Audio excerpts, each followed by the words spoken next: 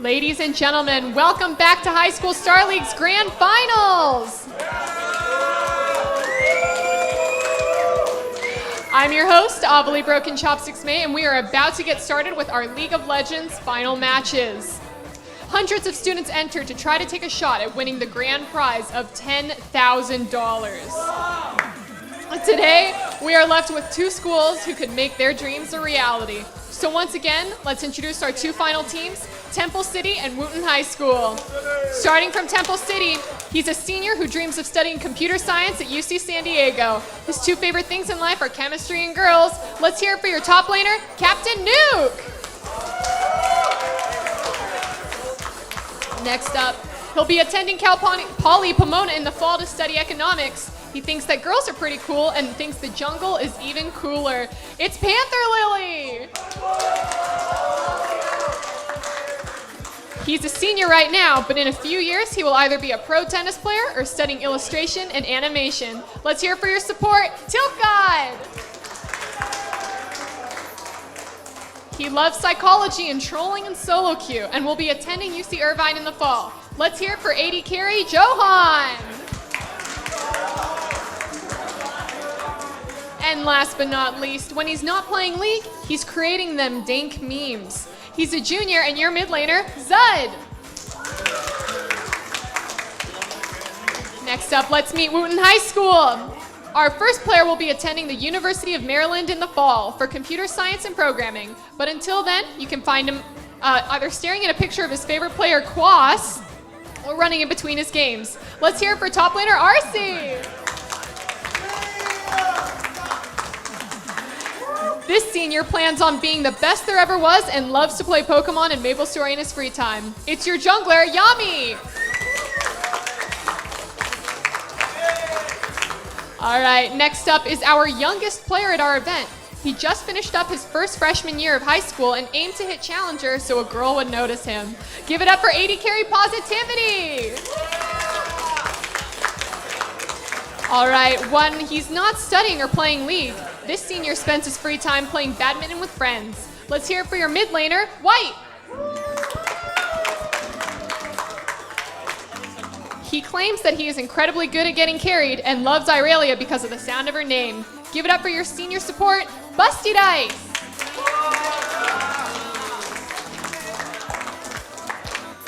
All right, Temple City, how are you feeling about these final games?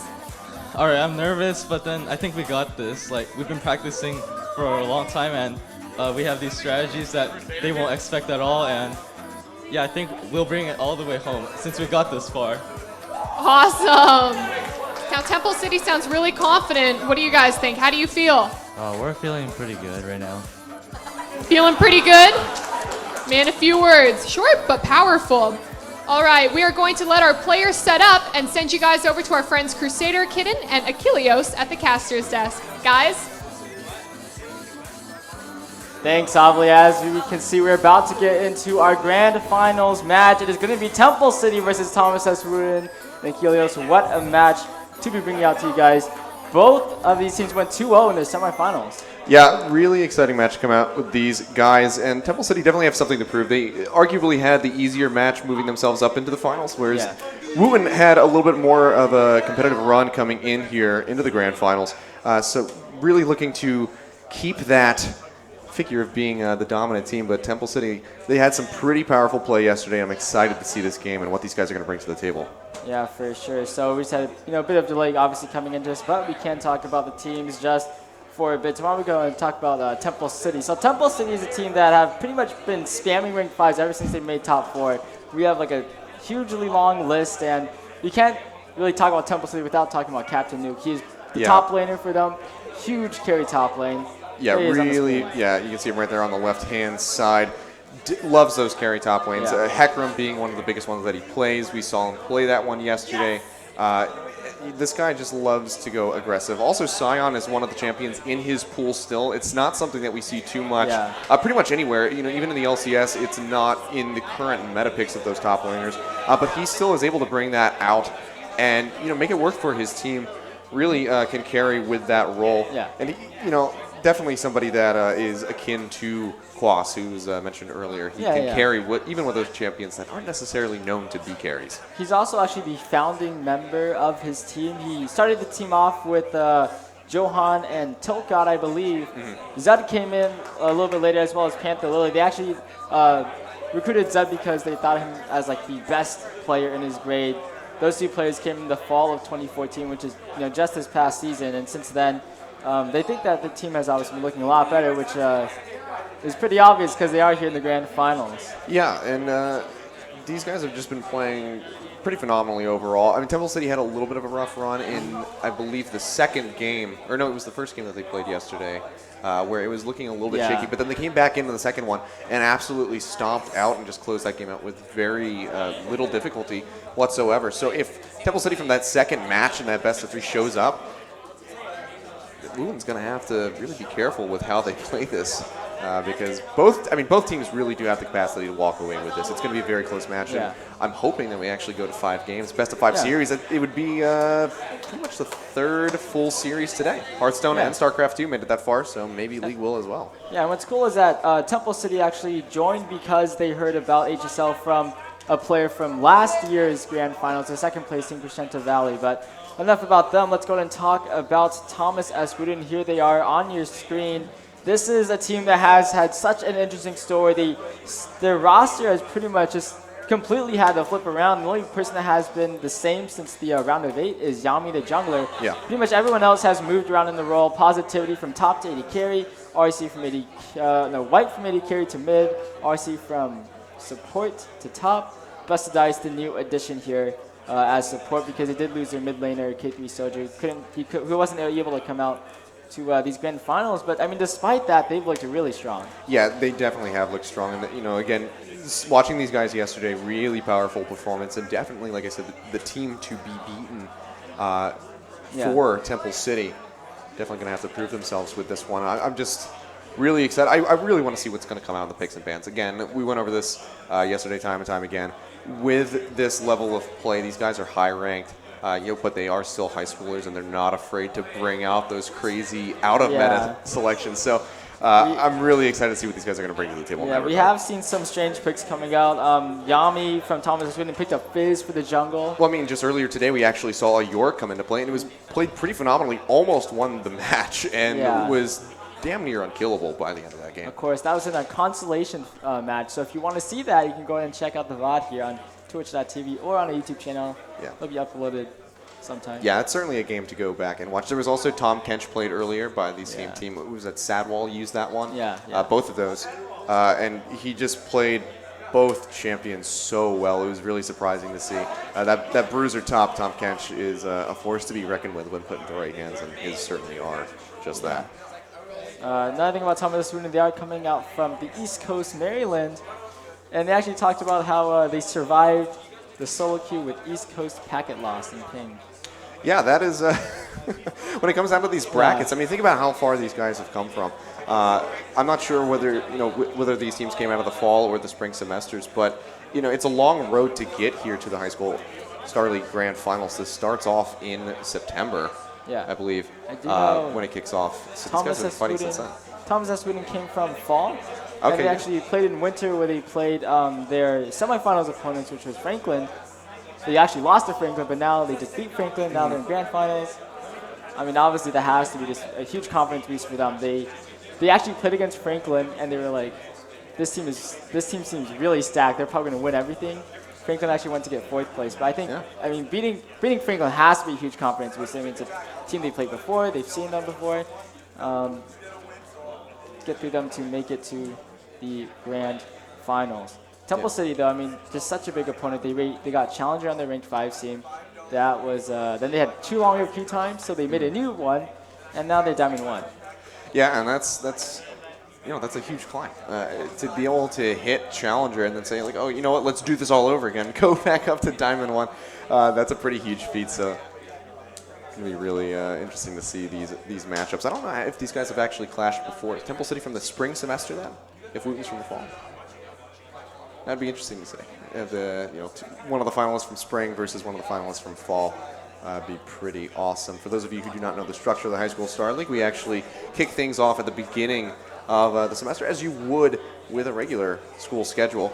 And you have a bunch of teams play through spring semester, or the fall semester, get to the fall playoffs, into the winter playoffs. Championships. Yeah. And then top 4 from that? Is it... all players that go to winter championships will be going to They the qualify. spring championships. Yeah. That is right. And then the spring semester starts, whole new batch of teams go in. How many high schools and teams did we actually have participate this year? It was upward of 700, wasn't it? Yeah, I think for League of Legends it was definitely more than 700. I think in total it was like 1,200 around that area. That was across, of course, our 4 games. Yeah, but that's the other thing here is we do have to go ahead and shout out, give some credit to our other games. If you guys are high school students and you have a bunch of friends that like playing these games, definitely check us out. Go to hsstarleague.com. You can get all the information that you need on participating. We also have we had StarCraft 2 finals today. Yep. Hearthstone, I believe we have Dota 2. Dota 2 happening sometime after TI5. Yeah, so after TI5, that one, the grand final will go out, and then of course League of Legends on top of all of that. So plenty of games to choose from. So whether you're a team player or a solo player, there's plenty for you to look at. And earn yourself some scholarships moving in. Yeah. And as you get ready to go off to college, we said Positivity, our youngest player here, I believe he's a freshman, right? End of his freshman year. Yeah, just was previously a freshman, will be a sophomore going into the 2015-2016 school year. Yeah. So he's actually surrounded by a bunch of seniors. It's obviously a funny story that we've talked about before. But as you're talking about the scholarships, let's talk about what these teams are playing for. The total prize pool, $20,000 in scholarships. The first place team is taking home half of that. That's $10,000 across the 5 players. Second place team getting $5,000. Also, 5 sets of Roccat peripherals from our generous sponsor Roccat. And 5 Jinx hoodies this is all for first place. Yeah, and then second place, you get $5,000 split between the teams. So big difference between this first and second place, which makes it that much more of something to vie for for these teams. And then I believe they also, they do also get Rocket peripherals. So they have that, but instead of hoodies, they net themselves some Jinx t-shirts. So big shout out to our sponsors there for providing those peripherals and apparel for us to give out to these guys who more than well deserve it, making it this far into the tournament. Even if you don't take first, you at least get a good takeaway, and you can feel pretty good about yourself moving on. Positivity, though, going back to him, like we said, really, really young. This is a great way to start off your potential college career, with a few $1,000s worth of scholarships in your pocket, and you can start really saving that one up. But could be a little bit of a rough road ahead because, like you said, all of his teammates are seniors. Yeah, all of his teammates are seniors, actually going to the same college, the University of Maryland. So we might see them in the Collegiate Star League. Yeah, for sure. I actually talked to Positivity. Chances of Thomas S. Wing, they actually have a pretty big league playing population, but I mean, getting a team together, obviously no easy feat. This team here that made it to the grand finals is kind of made on a whim. Just getting the roster swaps, getting a new sub. Obviously, just hard to construct a team from that. Temple City as well. I had a chance to talk to their coordinator, Captain Nuke, and he said that they kind of had intense tryouts. Just trying out different players because they have a lot of league players at their school as well. Yeah, you always have a good selection. League of Legends being the most played video game in the world, there's always going to be a plethora of people to choose from and make a team.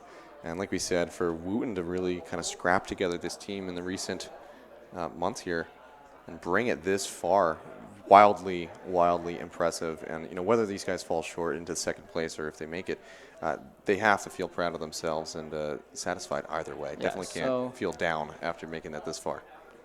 Yeah, Temple City actually, they have 2 seniors on their team, so 2 seniors that have already obviously graduated. The next few players are juniors and a sophomore, so almost have one of the I think that's probably one of the younger players, obviously. Mm-hmm. So Positivity, though, one of the, you're going to keep talking about him. He's the freshman on the team. He's from top lane to AD carry. He was actually a Riven main, but now he's at AD carry, and he's been trolling us all weekend. He's like, I'm an AD carry main. That's a pretty big transition. Yeah, it is. Definitely a different style of play. Top lane, you're really on an island, and now AD carry, you're pretty much the center of focus. Gank's going to be coming at you constantly and whatnot. Especially when he has 170,000 mastery points on Riven. That's such a big champion. You don't get to play it. Yeah, that's you're on a different role. But we are finally into picks and bans. It is Temple City versus Thomas S. Wootton. This is what I like to see. This picks and bans screen. You can Let's see, we are getting things underway. Ban's already being fired out. Rek'Sai, Shen, so far being taken away by Temple City. Evelyn on the other side here by Thomas S. Wootton as they get ready to work through their second ban. Still a lot on the table. Gragas is something that could come out. It's actually going to be the Nautilus taken away here by Thomas S. Wootton, though. So not too surprising. We saw Tilt God play that yesterday to great effect. So taking that away from him is no real surprise. And now Sivir being taken off of the table. Wow. She's basically the most powerful AD carry, the most consistent AD carry in the game at the given moment. But with her taken off the table, this opens up the possibilities immensely. We might, we could see Graves, we could see, we won't say Lucian probably because he's so underpowered right now, but Jinx is something that's very much available. Tristana, so much as possible. And final ban you can see by Wootton, going to be that Fizz. Yeah, so targeted Shen, at Captain Nuke. Sivir bans coming out. Sivir away from positivity. That is his most played AD carry in solo queue. He played it twice in the semifinals match yesterday against Franklin, so you had to take that away from him. He's just really, solid AD carry. Obviously, it's a great champion as well. The Shen out from RC. RC was talking about it, was how he was gonna first pick Shen if it's open, and he really showed why. He first picked Shen in the first game of yesterday's semifinals. Did so well on it. In addition, with the Twisted Fate, he had his global composition going. Ended up being banned down the next game. Really had to do that. So we are gonna be seeing a Alistar, Nidalee, and Orianna pick coming out. So So this is a powerhouse team that Temple City is really accruing for themselves. They played against a similar composition yesterday, and it almost lost them that first game. So they're looking to pick this one up for themselves. Ball delivery system with Alistar is so effective. Even with Nidalee, if Panther Lily lands a spear and he gets that additional leap range when he enters Cougar form, even that can operate as a pretty fantastic ball delivery system for that massive Shockwave ultimate. So I'm really liking the composition that they're building for themselves so far. Obviously, we're just waiting for that top lane and AD carry to kind of flesh it out. Meanwhile, Wootton has actually picked up Caitlyn in the first round. So definitely just going for a safer selection here with the AD carry role. If they lock in this Braum, it's going to be a pretty effective early aggression bot lane that can remain safe at the same time. Elise on top of that, no surprise, but Twisted Fate coming in. Twisted Fate for White is so huge. He played it in the first game of the semifinals match, and he just really went off on that guy. Triple kill in the bottom lane after a counter gank. He did so well on this Twisted Fate. It's really great to see it. It was banned against him in the second game, so not going to have kind of the synergy with the Shen because it was banned away. But they do have one part of that global composition. Really should be good coming out from them. We will be seeing Busted Dice on this Braum. He also played it yesterday. He had this really aggressive flash over the Baron wall to try to catch somebody off. It was pretty interesting. But the thing is, though, Braum is just such an aggressive figure. He flashed to the wall to get a stun proc off. And then the enemy mid laner just flashed and ghosted away to try to escape because he thought there was follow-up coming, and Busted Dice is not afraid to make those plays. Yeah, not afraid at all, just pretty much in any regard. You can see last two picks for Temple City have come through. It's actually Tristana and Hecarim, so that obviously that Hecarim is going to be going in blind against the top lane of Wootton. So RC, we'll see what he wants to land on. Captain Nuke is obviously going to be very comfortable with this selection. We could see a Gnar come out there. It is actually the hover coming in right now. So this would be a pretty solid pickup for RC if he decides to lock this one in. Otherwise, we could see something like a Rumble come out as well. Yeah, this is such a huge pick here. The Hecarim, Captain Nuke's played this in 4 out of 5 of his last ranked team games. He also played it yesterday. It's just a big carry top laner that is really what he shines on. So team comps are not going to be locked in just yet. We're going to have to wait to see what that top lane pick is. But Gnar coming up, going to get locked in there, and we have our team comps. Yeah, so it's a little bit more of an interesting composition coming out from Wootton. It doesn't follow a single thread of engage for these guys. It looks like a really pick-heavy, it's going to have to be pick-reliant composition. They have the Cocoon to lock down gold cards, if somebody walks into one of Positivity's traps, that sort of thing. Outside of that, their engage is really going to be reliant on RC, at least early on, until White can get his Zonias and then can kind of make that that martyr play, Destiny on top of somebody, throw the gold card, and then immediately pop the Zonias while you wait for the rest of your team to collapse. The side of Temple City, though, they have a really great engage composition here with this Alistar, with this Hecarim, and yet again, you stack an Orianna on top of that. That's just going to be such massive AoE damage. Looks like we have, looks like we just have a little bit of a client issue. So these guys are just going to go ahead, remake, get straight back into the game, and we'll get this one underway. But like I was saying, the AoE composition and the engage the ball that delivery Temple is system. bringing, it's going to be a force to be reckoned with, and it just means that Wootton has to play that much more cautiously as they move forward into this game. Post 6, any lane, anything could happen. It's going to be very, very deadly. Yeah, I mean, like Alistar, Righteous Glory, maybe a Talisman in there if he decides to go for that one. You have Hecarim with his speed buff. Orianna, ball delivery system is just so strong. They easily get a shock wave into the middle of the enemy team. So, should be a good pick coming out from them. Yeah, I mean, there is good counter CC as well. Obviously, with RC on this Gnar coming in, as long as he can time his Mega Gnar with teleport well, he can be the effective force that Wootton will need to spin a team fight in their favor. If he goes to the bot lane, you get White to follow up with that Destiny. Suddenly, that bot lane turns into a 4v2 or a 4v3, and they should be able to lock people down. It's just really going to come down to the communication between the members of Wootton for them to be able to pull off these engaged compositions. This fly is bothering my face. He likes to fly right up into my face here. But I'm excited. This should be a pretty action-packed game. I don't think, yesterday we saw a lot of really slow games. We weren't getting first blood until 8 minutes, 9 minutes, something like that. Dragon wouldn't be taken until 13 or so. This I don't really see being the case. I think that we're going to have much more action-packed games moving forward into this as best we of 5 mentioned series. earlier, all the finals today have gone to the full match length. 7 games for StarCraft 2, 5 games for Hearthstone.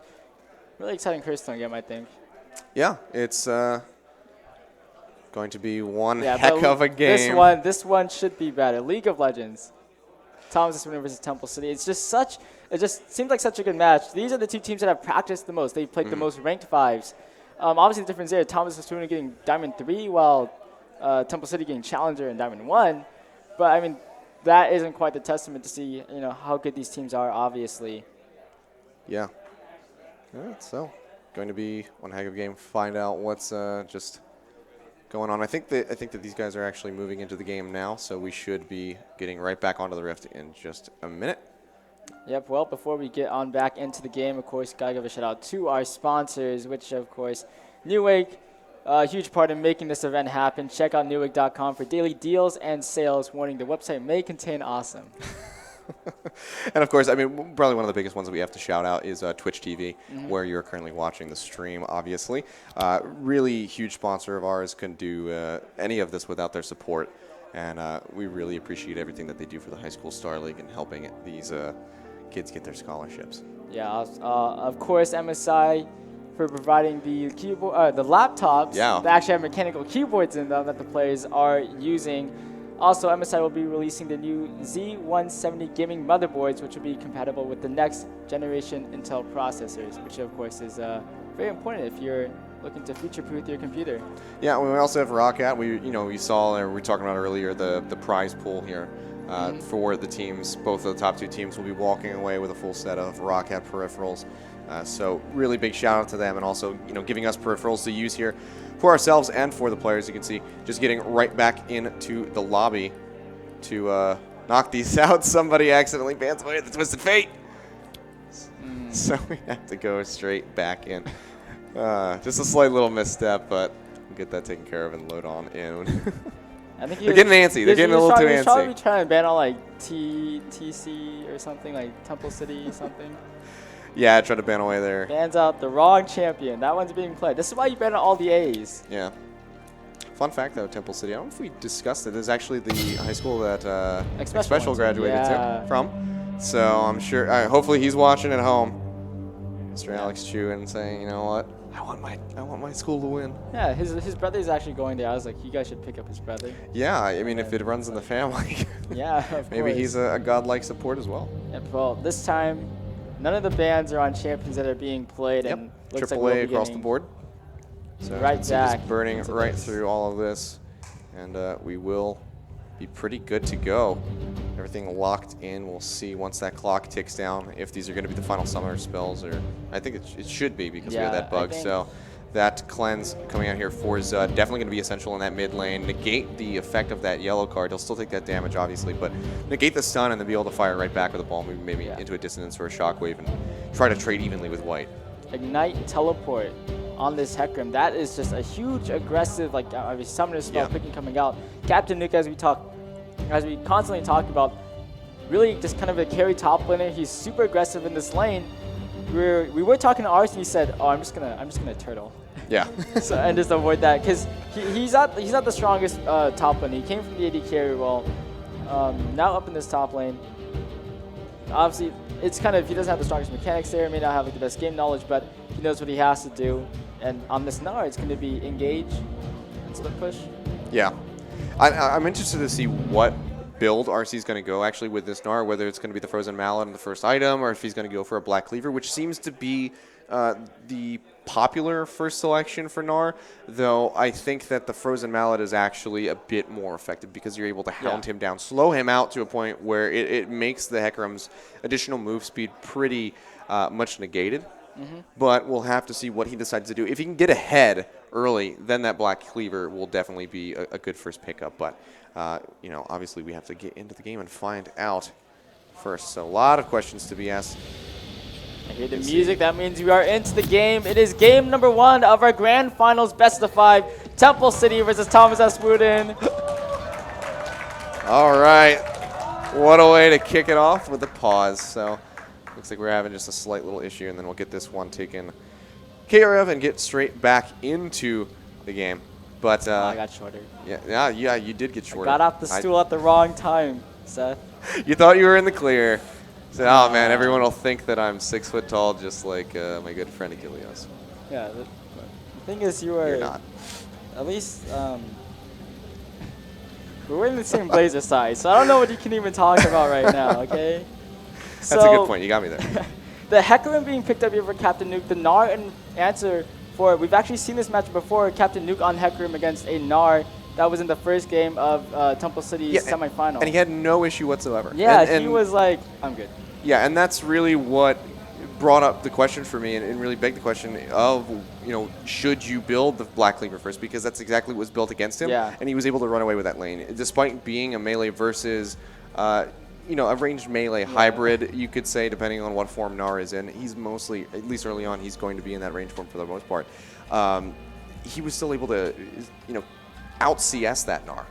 So definitely going to be looking at that top lane and seeing what RC does to try to get himself an edge. Teleport play from both of these top laners is going to be absolutely essential, especially for Nuke because of that Twisted Fate as well. So Captain Nuke's going to have to utilize his teleport even more efficiently than RC does just because of that added global pressure that Wootton has on the board. Well, while we're at the game, you can obviously, if you want to see some more information about how the tournament has been going, you can check out our Leaguepedia page, which has a lot of information about rosters, brackets, all that kind of stuff. Yeah, you can go ahead and look at the bracket, see how it is developed, check out all of those statistics, and then maybe go back and watch the VODs, of course, on the HS Star League Twitch page. If you have not, go ahead and give us a follow. You can know when we go live.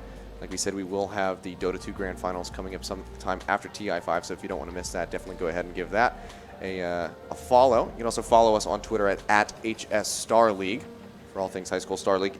And mostly information on yeah, you definitely want to follow if you're interested in participating in next year's High School Star League. Get all of that info, find out when registration opens and closes so that you don't miss out on your opportunity to you know, make your high school the best high school in the state for League of Legends. Yep. Also like us on Facebook, facebook.com/HS Star League. You can see the consistency here in all of our links. And then YouTube is High School Star League. So yeah, so you actually have to spell it out that time. But not too sure what happened there. Everything else is it's pretty close. Yeah, so I mean, looking over at these two, I think what should be interesting is these two junglers. Panther Lily, really strong jungler, I believe, like Master 2, something like that. Yami as well. He's kind of he was regarded as their coordinator regarded him as the best jungler in this tournament here. I think that's remained to be seen. But he has pulled out some interesting picks, like the Jungle Fizz, played Jungle Echo as well, and those are two picks that he just didn't have that much practice on, but he still performed. Actually, Fizz, he had a lot of practice on. Echo, Yeah. not a lot of practice on. He performed really well on that Echo. Fizz as well. Surprising pocket pick from him. Yeah, we weren't really sure. I good. remember we weren't sure if it was going to be the top Fizz. It was Yeah. kind of played as a little bit of a flex pick, and then he brought it out into the jungle, which was really exciting to see. And he played that one to pretty good effect. So maybe as this best of 5 evolves, we might see that come out yet again. And you know, that's the thing. It is a best of 5. The rest of these games have been best of 3s this weekend at the grand final. So a bit more room to play around here. You know, if you're down one game, you're not one game away from losing out. The opponent still has to beat 2 more on top of you. So a lot more wiggle room, and so we might see a bit more of experimental play coming Yeah, up. maybe we'll see the 80 carry Riven from Positivity. Like you're sitting only- on 170,000 mastery points and that, just play it. If only we were on the new patch, we could see that 80 carry Mordekaiser that's getting ready to come out. That would be a really good one to see come to the forefront, but maybe next year. Mordekaiser has a dragon. I don't know what's going does. on there. He does. And Skarner makes it the Crystal Scar. But I just realized that's like super lore because he's from the Crystal Scar, and then Yep. he kind of makes like the minion in the game. Yeah.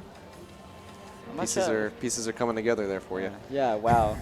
I can't believe I just realized that actually. I was like, why is there Dominion in Summoner's Rift? But it's because Skarner is there. Mm-hmm. So Skarner is literally game changing.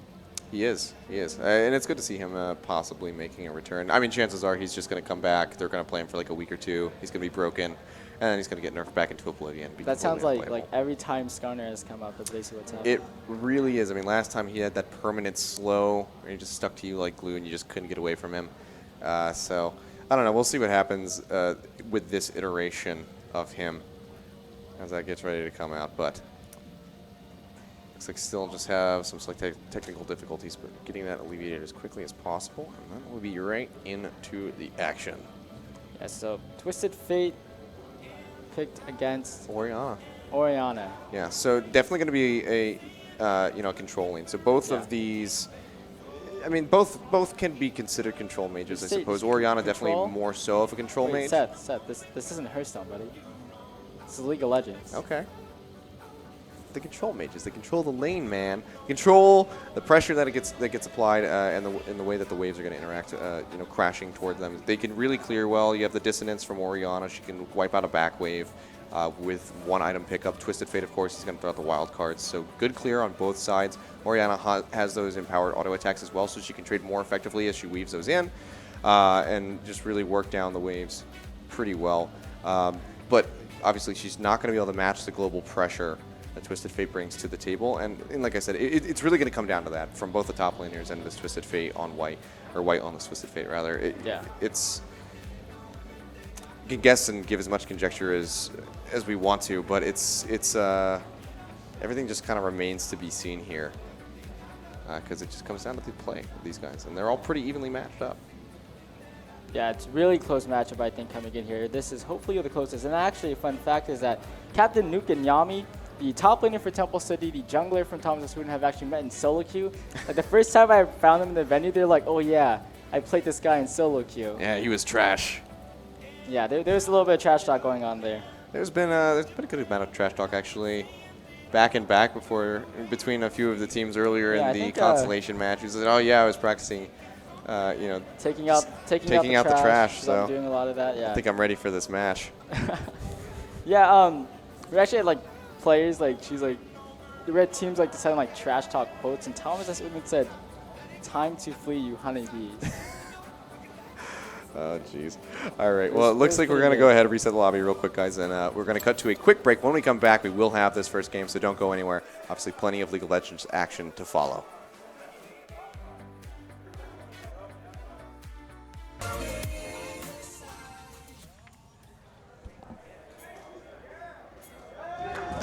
All right. Ladies and gentlemen, we're back. It's the High School Star League 2015 Grand Finals. We're finally in and onto the Rift, and this is a very good sign because all of these guys are good and moving. It is Game 1, Temple City versus Thomas S. Wood, and I'm Crusader Kitten here with Seth Achilles King.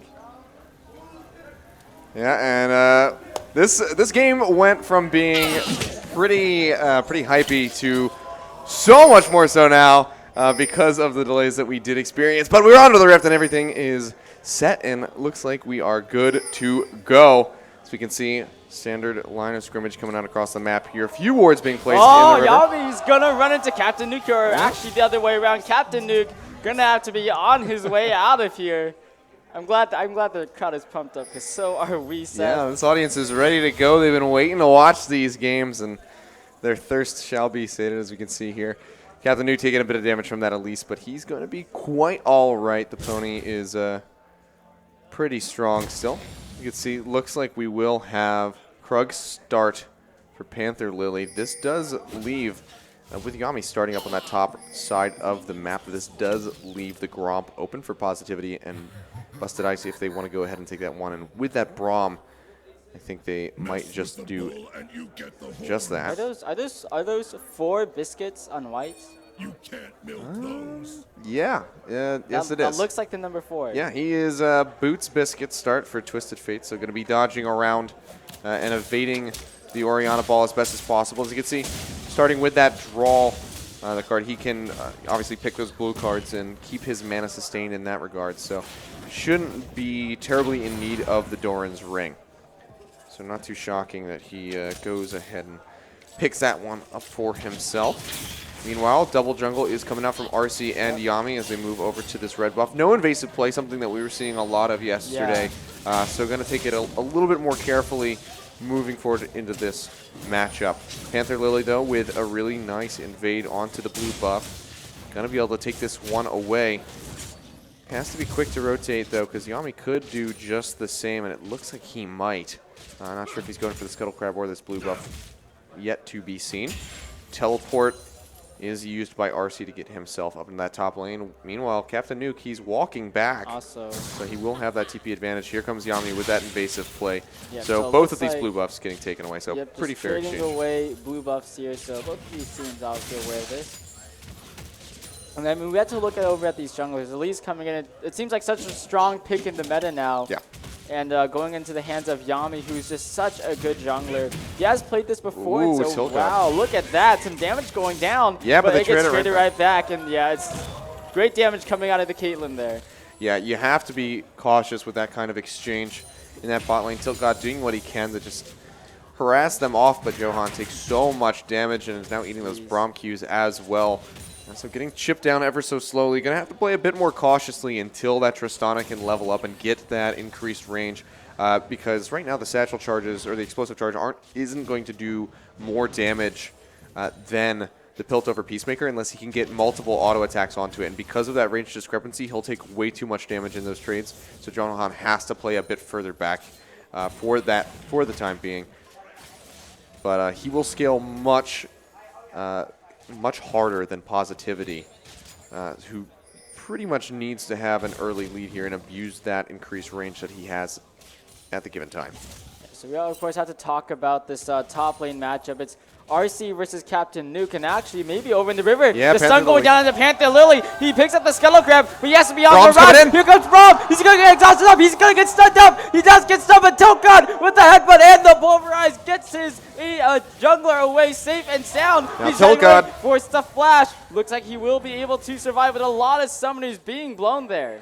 Yeah, that is a lot burned out here for Temple City. Going to have to play much more cautiously. Flash down for both the support and for the jungle. The exhaust does get burned out by Busted Ice, but that is going to be a pretty effective trade by them. And with that damage that they put out, they're going to send Panther Lily back to buy much earlier than he likely wanted to. Yeah, and the flash being used by Toka, we were talking about how Positivity Busted Ice may have a bit of a stronger lane matchup here. Not having that flash leaves them just so vulnerable over to the ganks. And looking over at the early vision right now, Skull Grab being picked up here, obviously early. Almost paid for that with his life, Panther Lily. Yeah, that was really close, and you have to be cautious. Yami, especially this early on with that Elise, offers a heck of a lot of damage by comparison, and also just good crowd control because of that cocoon. It's a pretty solid stun to have, to be able to have at such an early rank. Yeah, and to talk about items here, White goes for the early cooldown boots. This is actually exactly what he did as Twisted Fate yesterday in the semifinals. He went cooldown boots straight into home guards, actually. So he was really trying to utilize his destiny to get around the map, go for those global ganks, and that was exactly what he did in that last semifinals. We'll see if he's able to do anything here. We may want to see, ganks up onto this top lane against Captain Nuke, things like that. Yeah, we've yet to see any real ganks come out so far. Both of these junglers are going to just be opting to kind of stick in the jungle. We can see the items are starting to come out. Looks like we will see Yami going for that rune glaive, which is, pretty much the staple and what's brought Elise to the forefront on this latest patch. We saw her played yesterday, and it was actually a Cinder Hulk Elise, and it really suffered greatly because, at least in my opinion, because of that itemization choice. But going for the rune glaive this time around, likely going to have a lot more impact. And if Yami can find Panther Lily like he did around that Scuttle Crab multiple times, he should be able to really press that advantage. Yeah, RC here up in this top lane. He was telling us how he may be playing a little bit more passive against Captain Nuke here. He's actually ahead by 10 CS, and right now he's putting a lot of harass down onto the Hecarim, which, as we talked about in Champion Select, is really to be expected. Yeah, this is much more expected from the Gnar, unlike what we saw yesterday when it was played into Captain Nuke. Really utilizing that range advantage to maintain that CS lead and hound him down with those hyper stacks that obviously come off the passive auto attacks and can proc off of the boomerang as well. So good utilization there by RC. If he can keep up that pressure, he'll really delay Captain Nuke from becoming a terrorizing force on the side of Temple City. You can see he has picked up the Sheen, so he's just going to be going for his staple starting item. Trinity Force, of course. Yeah, not necessarily. I thought maybe he could go for the Ninja Tabi with the home guards early, but just going to be opting to go for the damage here. Yeah, a little bit more aggressive coming out from him. Looks like both teleports being used by these top laners, so won't be seeing that global pressure. What we will be seeing, though, is White just hit level 7, actually, so has that Destiny, seeing if he may get around the map. We saw, just huge aggressive plays, using Destiny to get all around the map, going for the ganks. Yesterday, Caitlyn is going to be great. Caitlyn Braum is a great lane to gank. It's an easy stun, double stun even if you're able to get the gold card off, obviously. Yeah, those are going to be pretty lethal. We can see CS is actually kind of stretched in all lanes. Less than 10 in each, but still leads are coming out. RC ahead here by about 12. Junglers are relatively close to each other, but we can see a 9 discrepancy here in favor of Zud on that Orianna, and then 8 in the bot lane for Positivity, which is fairly to be expected. We can see, though, maybe Yami in a bad spot. The he flashes out of the shockwave, and he turns it around to Zud. There is a Cocoon coming. Gal Repel going to be coming. He's trying to get away. Here comes Yams on the shadows. Yami's going to go down. That is the first blood over to Temple City. And now White on the run. The Rampage coming through. Spear not going to connect. White has to use the Ghost and the Flash to get himself to safety. He will do just that. That's a major hit to the ranks of Wootton, losing Yami there for that first blood. And as we can see, Temple City evening this up on gold. Still pretty close, though, because of the CS discrepancies that have been established in lane. But that's really going to help Captain Nuke out. You can see that Phage almost being bought. Longsword and the Ruby Crystal now in his pocket. Yeah, and this is the person that Thomas S. Rune doesn't want the kills to be going over to. Captain Nuke, huge carry top laner, and they just punish Yami looking for an invade middle lane. Yeah, gold card comes across. He will just stun up Panther Lily, keeping himself pretty safe. Has to manage his mana a bit more cautiously here from here on out. The blue cards will do well to get those up, but he can't be using those gold cards when he's that low of mana. It's just going to cost him in the long run. Double boss on Captain Nuke here as well. That's going to be pretty big. Yeah, good slow. And RC actually about to lose that Mega Gnar. Very smartly goes ahead, throws out the Gnar ulti, knocks him back. Yeah, he's moving into this into the jungle here. Possibly looking for another invade, but the last one didn't turn out too well. Yeah, and it's really bold play here by Yami to invade this far forward. He doesn't have a Sightstone in his items to help get increased vision as he moves forward. You can see he's actually starting this dragon. This is a bold move. Yeah, there is no vision on the other side of the pit here for Wootton. Yami has started this one up, and he's standing directly on top of a ward for Temple City, down to half HP. And outside of it, Panther Lily's just over the side. Okay. Oh. All right, well, okay, so taking a look at this pause, we know that the spear is not going to get the steal. No teleports up. Yeah, so there's no teleports up. The spear is coming in too early to try to get a steal away here. The Dragon sitting at about 2200 HP. Smite at this point is going to be hitting around the 500, 7590 range, I believe, if I'm not mistaken. So unless there's a huge burst of damage onto the Dragon, this is not going to be stolen away by Panther Lily. And I suspect that Yami is going to hold that Smite until it's within that range so he does not lose it. But there's definitely potential for collapse on the side of Temple City to get around to the other side of the pit and really lock down Wootton and make them pay for this. Sounds like we are getting back into the game. Yes, we are. And Dragon started to reset. Actually, this is going back into the hands of Temple City as they jumped over the pit. Tilt God coming around. Looks like he's applied enough pressure to maybe make this Dragon theirs.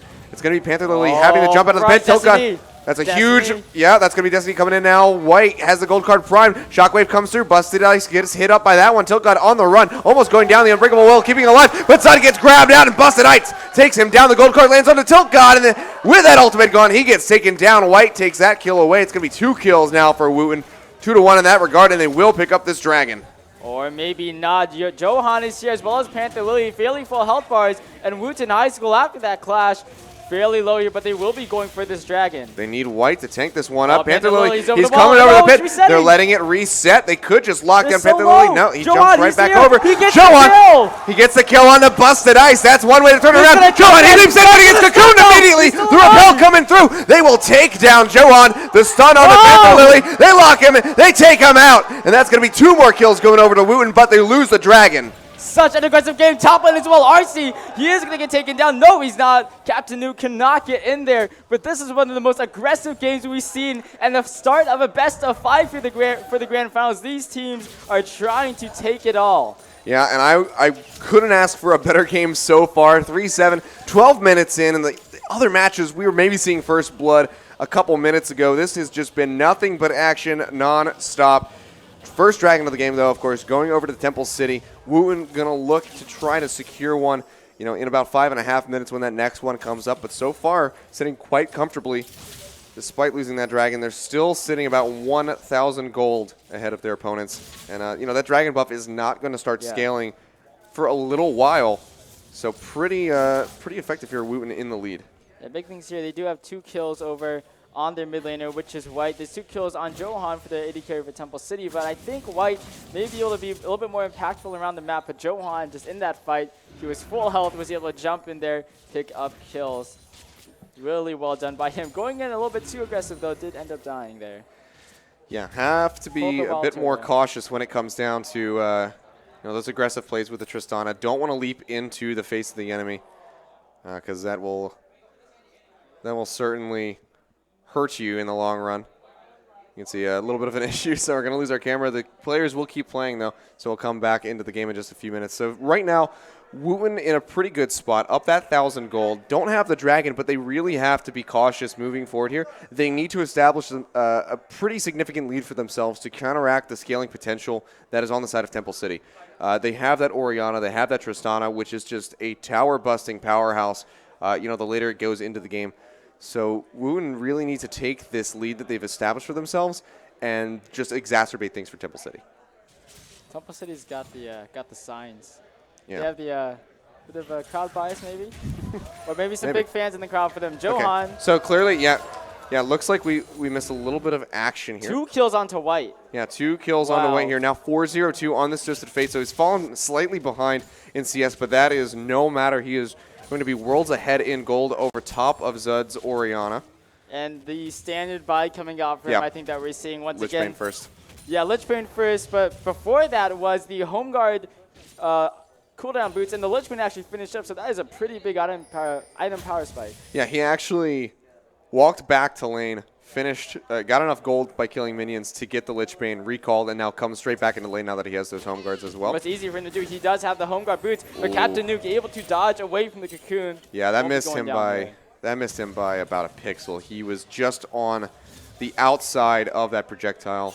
Fortunately for Wootton, does not get locked down. He's not going to find the blue buff up, though, and Panther Lily is actually taking away their blue buff, but he will be collapsed on. Yeah, well, White is coming around the side. He smites it out, but here comes Busted Ice. He's going to jump over the wall. He gets right into a stun. There's the Bronco. He is going to go down. White with yet another kill. He's 5-0-2 to start out the game. Yeah, and White says, thank you very much for helping me get that blue buff.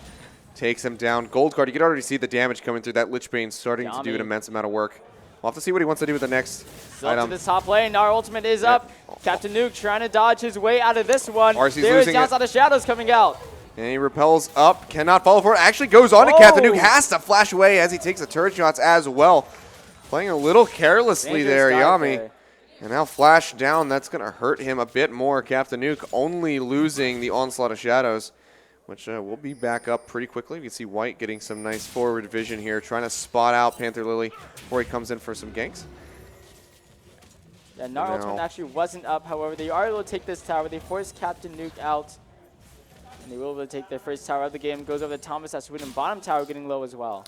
Yeah, so they still are stretching this gold lead. We could see where before it was a 1.1 thousand gold lead. Now it's almost 3,000. So just in the last couple of minutes, because of White's play, they've been able to stay on top of Temple City and prevent them from really gaining any ground in this game. That's exactly what Wootton needs to keep doing to net themselves a victory here. Like I said, Temple City's scaling potential is just absolutely phenomenal. And with somebody like Captain Nuke on this Hecarim, a champion that he plays very well, if he dives onto the backline of positivity, he has nothing to really get him away from that Hecarim. He's not really going to be great at peeling. The 90 caliber net is only going to give him so much ground. Braum can only peel so much. It would really come down to every single member of Wootton to peel off Captain Nuke if he can get ahead. We can see the gold here. The biggest discrepancy coming out in that mid lane. Yeah, where, wow. 2,000 gold in the lead for White. Yeah, Zud is just absolutely suffering. Up 10 CS, but that is just a pittance compared to that 502 Twisted Fate. White is just playing so well.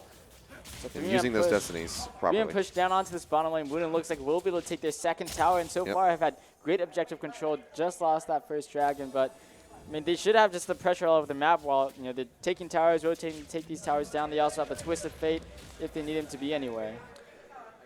Yeah, and they're going to be looking to secure their first dragon in just 15 seconds here. We can already see several members of the team are hovering around this bot side of the map. They should be ready to take that. First, they're going to apply some pressure in this mid lane. Blue card's, of course, going to really affect the towers, especially with that Lich Bane on White. So, be able to burn through that pretty easily. You can see Temple City having to call over several members to stave off that onslaught. But Dragon now live on the map. Both top laners have TP available.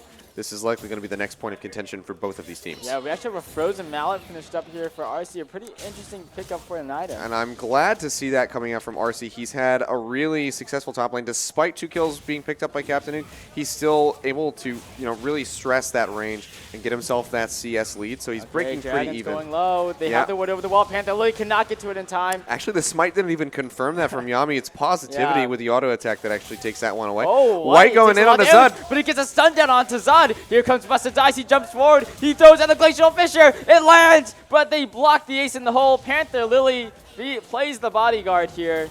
But here comes the pressure from Thomas S. Wootton. Yeah, and this tower is quite low, and the wave is pretty big. Ball movement goes out. The dissonance would be enough to move this one, but they're not going to be able to clear out the wave in time. The turret goes down. That's all of the tier 1s now for Wootton. 3-0 in that regard, and they just keep stretching this gold lead further and further. Now 4.3 thousand over top of Temple City.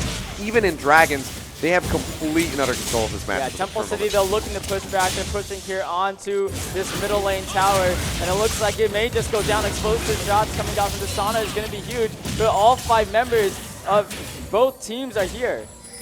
Yeah, they get that turret down to half HP, but that's all they're going to be able to do. The wave is still a ways out. I don't know if Temple City want to stick around too much longer here. We can see RC on the side damaging those wolves, trying to get that Gnar bar filled up so he can come in from the sidelines perhaps. Get that Mega Gnar ultimate off. It's pretty stacked up here now. One good engage is all that Wootton needs to take this fight. They really just can't do too much damage to this tower. I mean, the Caitlyn Twisted Fate was much better at just poking down these towers, so it looks like Temple City are going to have to back away. We have a needlessly large route on White. I'm really curious to see what he wants to go for that. Against a heavy engaged comp like this, you think is on his hourglass, but in the past he's gone for like a straight up death cap. And there is a blasting wand, so it looks like he just wants to go for some damage. Yeah, so the death, he's been pretty safe so far, obviously playing a pretty perfect game, 5-0-2 in that regard, so not terribly surprising that he picks up, that he's going to go for that death cap. Needs that amp tome, of course, to be able to finish that one out, as that is the latest item in that new build of Rabbids. So we'll see that one coming in soon. Meanwhile, that Trinity Force has been completed for Captain Nuke in the top lanes. That's really going to help his push, his split push power immensely. We can see though Yami coming in with some heavy items as well. Needlessly large rod with that Giant's belt on top. So he is he's looking to get tanky as well as be able to output some damage with that Rune Glaive. So expect to see the Elite start melting through some health bars. What's that Valencia now? Talking about RC's items. Yeah, Giant's belt. This could go a couple of different ways. It looks like I'm assuming that RC is picking up the longsword for some extra damage, maybe to go into a Phage for a Black Cleaver. But with that Giant's belt in the cloth armor, I would assume it's going to be a Randuin's Omen for him. Well, so just kind of splitting his build. He needs to be the tanky front line, along with Busted Dice, obviously.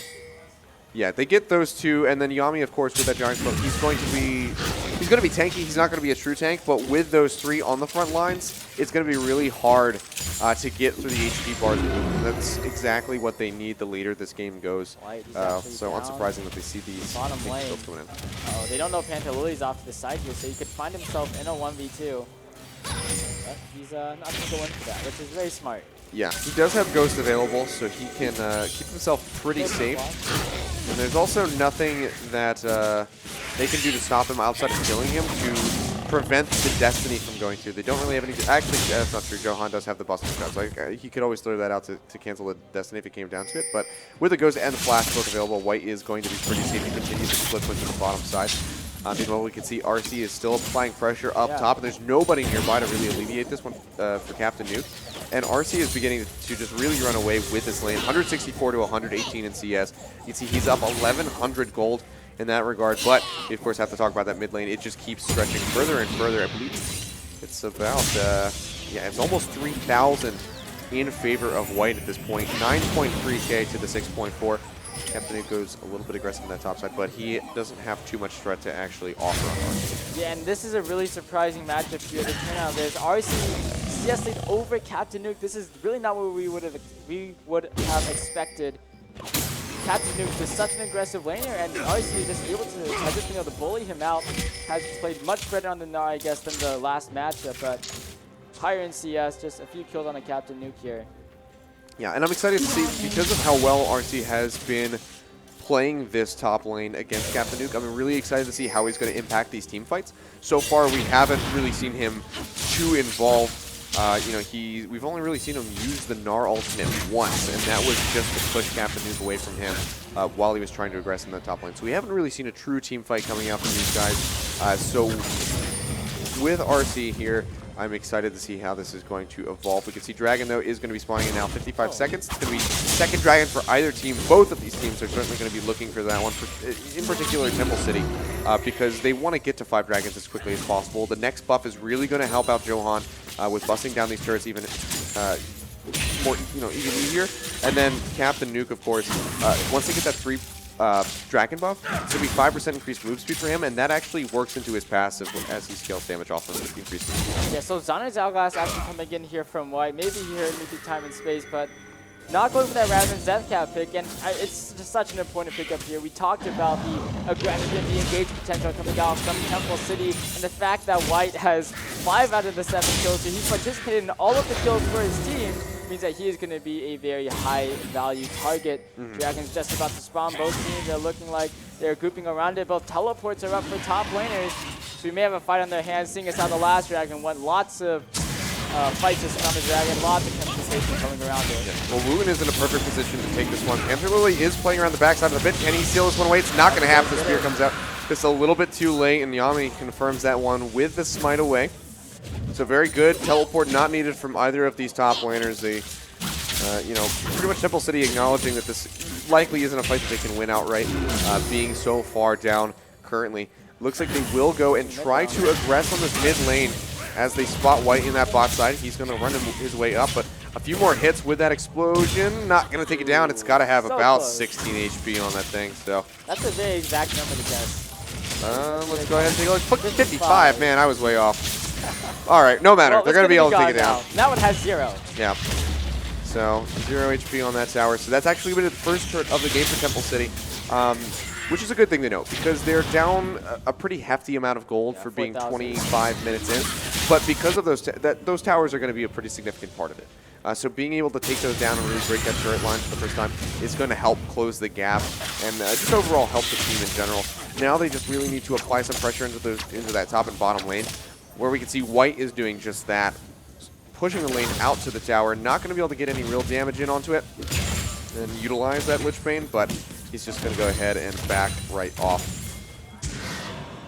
So he's just been looking for the split push. Look at the CS on him. Second most CS in the game, only 2 behind his AD carrier Positivity, who has, I mean, obviously hasn't had the most kills in the game, but getting a lot of CS and getting a lot of gold. Tower gold as well coming in, as you can see. 3 towers from Wootton as they pick those up in pretty quick succession. Bottom lane though, White is going to be forced to back away, and he's just going to continue to apply pressure. This looks like the gameplay from Wootton. It's like the 1-3-1 split push. It's exactly what they did when they had the Shen Twisted Fate composition. Now they just have the top lane Gnar. See, the thing is, White isn't even backing. He's just stepping back in lane, waiting for the wave to crash forward, and then move straight back up. So far, nobody from Temple City has decided to wrap around him. He does not have that Tri-Brush warded out. They could collapse from above, and he would be none the wiser. He's just going to be reliant on his Zhonya's Ghost and Flash to keep him safe. But so far, Temple City really aren't taking advantage of his misplacement, or they're not even trying to get those summoner spells burned out from him. So maybe a little lack of prioritization on that Twisted Fate here for Temple City. Yeah, well, Thomas and Sweden have done a good job of putting deep wards inside of the jungle. We just saw Tokak clearing out one, but they have just been putting them inside the pass. We can see where Temple City may be looking to rotate over to, and White right back down to that bottom lane to apply pressure. Yep. He's just going to keep this game up as long as Temple City allow him, and it looks like that is going to be pretty much indefinitely. We can see the rest of Wootton without RC are now applying pressure in that mid lane, so really just keeping pressure points on all sides of the map. Maybe trying to draw out a teleport from Captain Nuke so that RC can really hard shove that top lane, because he would be able to push it to turret and work that down pretty easily. You can see that the Phantom Dancer has been completed for Positivity. That's going to help him a lot with proccing that headshot passive on every 7th auto attack. Yeah, so a lot more damage going to be weaved into these team fights from him. Yeah, there is a static shiv and Infinity Edge though on Johan, as well as a pickaxe. So I mean, he does have the 2 kills from that first fight, and we'll have that slight advantage. But when we have to look over at these mid laners, and I mean, the team play from Temple City is much more important. How can they get these ultimate combos off is the real question. We do have the middle lane push coming out here from Thomas and Wootton. And once again, 1v1. That's the end of the game for them. Yeah. You can see really good farm coming out from both the mid and ADC lanes here on the side of Wootton. 255 and 254 respectively. Almost to that 10 per minute mark as we're just about to hit the 28-minute mark here. So really effective numbers coming up from these guys, and this is really early pressure. Members here for Temple City, Wootton High School, they can push this in. They have 4 of their members here. They just get it down to half out, but they have to back away because Temple City are making a quick response, and Temple City just really on the back. The only playing reactively now is Thomas Wootton just putting pressure around the map, going to pushes where they can, and RC now, Captain Nuke wants to jump in onto him. Yeah, but RC's firing right back with those hyper stacks and slowing him out with that frozen mallet. So this is exactly what RC wanted. He wanted Captain Nuke to leave that top lane so he can apply some pressure in that top lane. Does just that and works the turret down pretty effectively. So a few more pushes like that, will be able to take it. Panther Lily coming around the sidelines though. The spear is not going to land. RC almost has that Mega Gnar. He hops away as he enters it. The fear is not going to connect. Gets a nice double Mega Gnar stun into the wall. And he looks like we'll be able to walk out of this. Yeah, that's going to be Destiny coming in. He does not have the yellow card, though. He throws out the red one, slowing out Panther Lily, but the damage is not coming through, and it looks like White may go down. He does! It's a shutdown for Captain Nuke as he finds himself to kill RC, losing that Mega Gnar now. Will be able to fire back a kill into Captain Nuke. That's going to be the shockwave coming through. Sun finishes off the Gnar, and they go ahead and they trade 1 for 2 in favor of Temple City. That's the kind of pick that they need to get themselves back into this game. Yeah, RC gets himself his own kill, but they shut down White. Yet Zanya's Hourglass and did not get the chance to use it. That is such a huge pickup. Dragon's going to be respawning in 30 seconds, and no Destiny for White to get there quickly. Temple City may have the advantage. There's teleport up on both top laners, but we can already see Temple City moving over to the bottom half of this map. Wow, what a play. And White actually didn't even get a chance to use his Zonias. Yeah. He had that one available to him, was not able to bust it out, and it might have been enough to potentially keep him alive, or at least buy enough time for Zud to have, for the rest of his team to maybe collapse on top of him. But fortunately, he goes down. That's going to be massive shutdown gold now picked up for Captain Nuke. 3-2-1 on that Hecarim. Looking to stretch the lead of that pony even further. Going to have to prioritize some magic resist pretty soon here. Has the Frozen Heart, which is going to help pretty immensely. But with this, massive AP threat of both Yami and White, we should see, some slightly different items.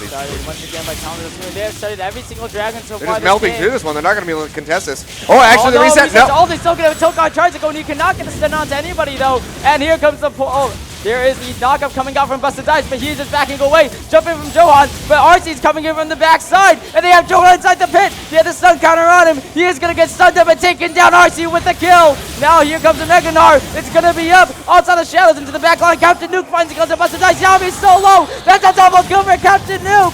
But there's a Gnar ultimate against the wall. It's only RC in the middle of 3 members of the enemy team. With a wild card from White, he picks up the kill through the shield. That is going to be a 2 for 2. But Destiny, it wasn't gets you. popped. Here it is, right at the Vandelele. A double kill coming up for him. But he does go down, Captain Nuke, with that kill. But a triple kill in total. RC is trying to chase down right now. It's a 4 for 3. The boomerang, it will connect on the backswing. It slows him out, and with that frozen mallet, Captain Nuke is not going to be able to get out of here. RC is going to get the ace, it seems. He hops forward. One more hit. 2 more hits, actually. There it is. The ace for Wootton High School. They get the dragon, they get the ace, and they only lose 3 members, I believe, for that exchange. That is so much in their favor. 31-minute ace coming out for them. 5,000 gold now in the lead. That is a huge pickup. 3rd dragon coming out for them. And 8 kills on White. Absolutely huge. That Destiny aggressively, that is what he likes to do. Gets a double kill right off of it with the cards. He does go down after, but we do see that RC is able to clean up. But one of the things that we have to, not to discredit White in that, it was a fantastic Destiny. Gets himself a double kill with the wild cards, but still, it was the 2nd time in a row that he has pulled a red card out of the Destiny. He's got to be more precise and draw these yellow cards if he wants these Destinies that much more effective. We saw it cost him his life, but it lead into his death in that top lane, which was his first death of the game. And here he does that repeat performance. He's going to have to be a bit more precise when he uses those ultimates. But overall, Wootton is just playing phenomenally as a cohesive unit, and you can see that in the scoreboard. The worst record so far has been Yami 1-4-4 on the Elise, but even so, doing fantastically and really just kind of enabling the rest of the team to take off. You see that gold lead between the mid lanes just still, every single time we take a look at that, it keeps stretching. Yeah, 4,400 gold separating those 2 mid laners. White is just playing like a god this time around. Yeah, it's that twisted mate. This is why it was banned out in the 2nd game of the semifinals. He just such a strong champion coming out from him. He picks up the Abyssal Scepter, so he's really going for a lot of defensive stats here, but there are parts of the Raven's death cap here, and that is going to be the buy. Look at the damage coming out for White. We have to check how much AP he has. Yeah, 591. Yeah. That is huge. He is going to be is- doing so much damage in these fights. Yeah, that is a heck of a lot of AP, and he's not done yet. Still has that final item slot as well. I wonder what he's going to go for. Potentially maybe a Void Staff to really get that added magic penetration and really burn through the HP bars. Because right now, the only people that have MR is there's a little bit on Tilt God. There's that Spectre's Cowl on Captain Nuke, and then what you get from the Athene's Unholy Grail for Zud. And then an Abyssal Scepter for Panther Lily. So not a whole lot coming out from the side of Temple City. And it's odd to see that this wasn't more prioritized by them as a team because of how well White was doing early on in this game. We could see now pressure really being applied heavily in this top side of the map. Turret already down to half HP. White is just wreaking havoc in the mid lane as well as he tries to get this push on. You see the damage chunk coming out now. Captain Nuke aggressing on him. Gets that fear from the onslaught of shadows. Can he draw the yellow card? He does, but the ignite comes across. I don't know if he's going to get out. It actually looks like he will. Captain Nuke not going to press the attack, but that will be the ghost burned out here for White. Might be able to make some kind of Destiny play to help his team out as they keep advancing in this top side of the map. Let's see Temple Moves on City to starting to middle push back, but they're just not going to be able to stick around. Captain Nuke and White basically holding all the kills here. Here comes the Destiny Notes onto middle lane. They have Captain Nuke, but he cannot get the gold card down. The pony is just way too fast. Yeah, it's not necessarily a good idea to try to use the Destiny gold card onto somebody like Hecarim because he is so innately fast. He zips his way away. They do lose that tier Tower 1 goes top. down to Temple City, but Thomas and Wootton are looking to fight back. Panther Lily getting slowed down. The shockwave down at the Juno. Look at the damage. Sun turns it around, and he picks up a kill. That's a huge crit coming in from John. White on the sidelines. He gets exhausted out. The Zonius comes across immediately to pop up from the Glacial Fissure on the Tilt God. He's got that Unbreakable Will pop, and he can take up a whole lot of damage. Busted Ice is playing so far forward. It looks like Tilt will go down. Ace in the hole. The ace in the hole. It gets eaten by Zed, but it doesn't even matter. Johan goes down all the same, and Captain Nuke is wreaking havoc in this bot lane, but it looks like Temple City is going to lose even more than they can gain off of this fight. That is a 1-for-3 in favor of Wootton. Looks like they can take this top lane inner tower, so they will be having 5 towers actually to 4 now. So a lot of work done by Captain Nuke, split pushing in that bottom lane. Yeah, good on him to acknowledge that situation. They keep the gold deficit relatively the same. So still, it's just about under 5,000, about 4,700, 4,800 separating these two teams at the given moment. So not a whole lot, but Wootton is obviously on the path toward 5 dragons the later this game goes. This is going to be the 5th dragon of the game, spawning now in about 15 seconds. It would be the 4th for Wootton, which would be a monumental pickup for them. Temple City need to contest this dragon. Holy, 333 CS here onto White. Absolutely huge on this champion. 9, 2, and 5. He's been involved in 14 out of the 16 kills that Wootton have picked up. Dragon is now live. We are seeing both teams group up around here. Thomas Wootton has had a history of starting up these dragons. Temple City, I mean, they've just been playing reactively all game here. Started up by Thomas Wootton. And looks like that's just another one for them. 4th dragon of the game. Temple City can't do too much to contest it. Captain Nuke getting chased after now by RC. Yeah, you can see RC really pushing his advantage here. Oh, Maybe a little bit of fight. That's a huge headbutt polarizer for Tilt God, but it looks like he's going to pay for it with his life. Oh, no, RC coming around the backside. Here comes the Destiny as well as White decides to join in the fight. He's going to go ahead and use that to go down to the bot side, catch off Tilt God, who is just so low. No Unbreakable Will. He's going to go down. There it is, the finish off. So only one person going down, but again, the 4th dragon now for Wootton on a warpath to get that 5th. Thomas Wootton, this roster is just looking so strong. 4 dragons now, 6,000 gold in the lead. Huge pickups coming in for them. Huge pickups for them indeed, and because of that pickup, they're going to be able to press their advantage down into this bot lane turret. Already near half HP. You can see that huge chunk that White takes off with that Lichbane blue card. Wow. Absolutely devastates the tower and burns that down. Shockwave comes through. It does find positivity. That's going to be the onslaught of shadows in the back line, but Captain Nuke is just going to go down. Busted Ice finds that kill. Glacial Fissure comes across. Panther Lily gets caught up by that one. The red card rips apart Johan, but they can't finish him off as he tries to retreat back down into the fountain. He will make it, but this is going to be the inhibitor falling with 40 seconds on the clock for 2 members of Temple City.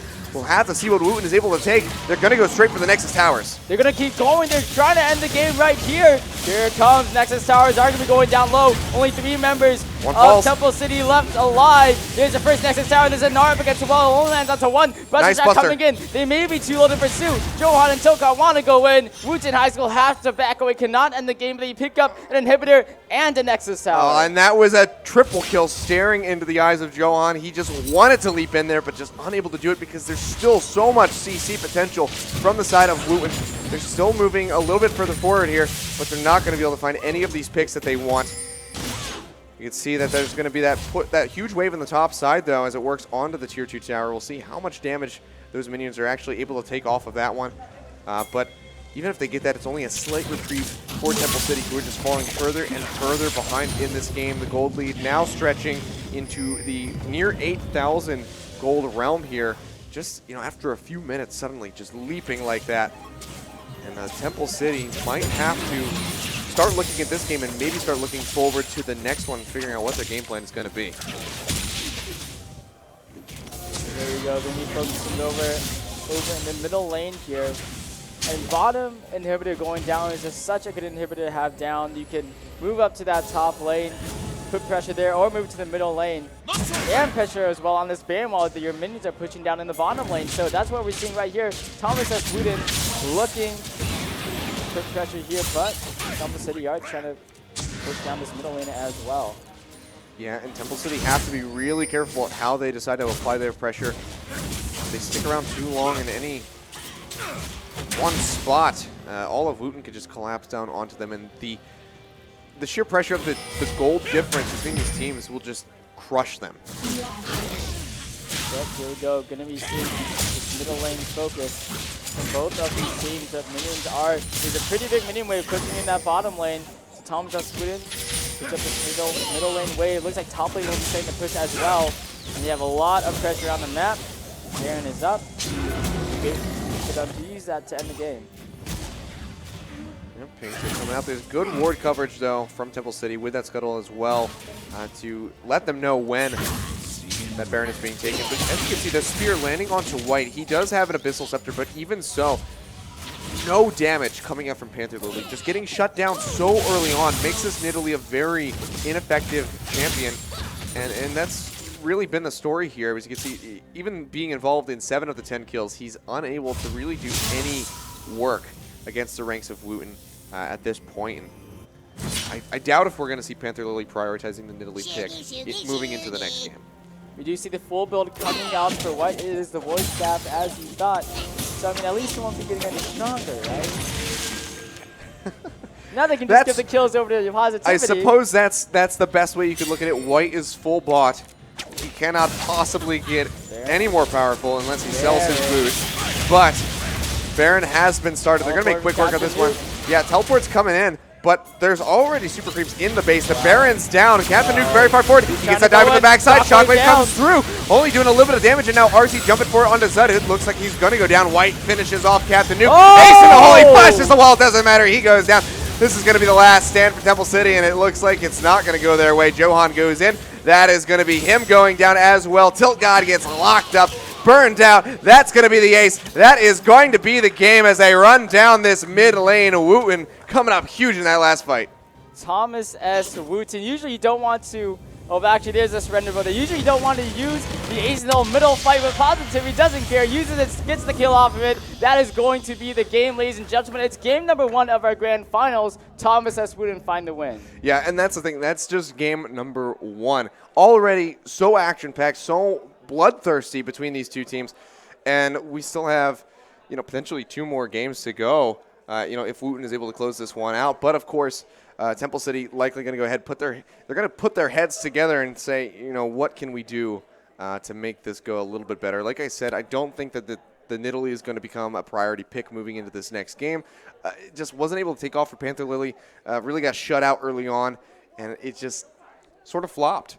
Yeah, so we're going to be going over to a quick break before we get into game number 2. Ladies and gentlemen, we'll be right back. The High School Star League 2015 Grand Finals will continue after this.